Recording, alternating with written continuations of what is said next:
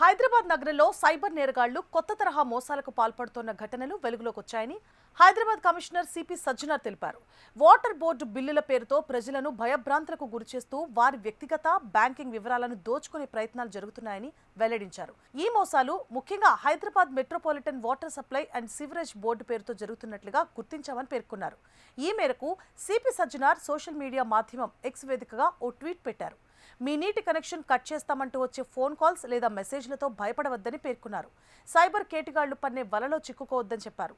Water board పేరుతో జరుగుతున్న ఈ కొత్త సైబర్ మోసాలు ప్రజలను లక్ష్యంగా చేసుకుంటున్నారని తెలిపారు. ప్రజల భయాన్ని ఉపయోగించి వ్యక్తిగత సమాచారం, డబ్బును దోచుకునే ఈ తరహా స్కామ్లపై అప్రమత్తంగా ఉండడం అత్యంత అవసరమని తెలిపారు. ప్రజలు అప్రమత్తంగా ఉంటేనే సైబర్ నేరగాళ్ల ఉచ్చులో పడకుండా తమ కష్టార్జితాన్ని రక్షించుకోవచ్చని పోలీసులు పేర్కొంటున్నారు. సైబర్ నేరగాళ్లు ముందుగా వినియోగదారులకు ఫోన్ చేసి మీ వాటర్ బిల్లు బకాయి ఉందని, వెంటనే చెల్లించకపోతే కనెక్షన్ కట్ చేస్తామంటూ బెదిరింపులకు పాల్పడుతున్నారని పోలీసులు తెలిపారు.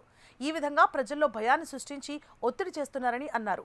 ఆ తర్వాత HMWSSB వాటర్ బిల్ update.apk అనే పేరుతో ఒక అనుమానాస్పద ఏపీకే లింక్ ను పంపి దాన్ని డౌన్లోడ్ చేసి ఇన్స్టాల్ చేయాలని సూచిస్తున్నారని చెప్పారు. అయితే ఇది అసలు అధికారిక యాప్ కాదు, మాల్వేర్తో కూడిన ఫేక్ ఏపీకే ఫైల్ అని పోలీసులు హెచ్చరించారు. ఈ ఫేక్ ఏపీకే ఫైల్ను ఇన్స్టాల్ చేసిన వెంటనే మీ మొబైల్ ఫోన్పై పూర్తి నియంత్రణ సైబర్ నేరగాళ్ల చేతుల్లోకి వెళ్లే అవకాశం ఉందని పోలీసులు చెప్తున్నారు.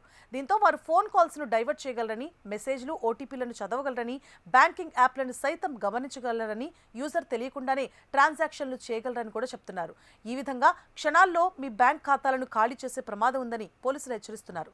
నగరపాలక సంస్థలు, సైబర్ సెక్యూరిటీ నిపుణులు ప్రజలకు తీవ్ర హెచ్చరికలు జారీ చేశారు.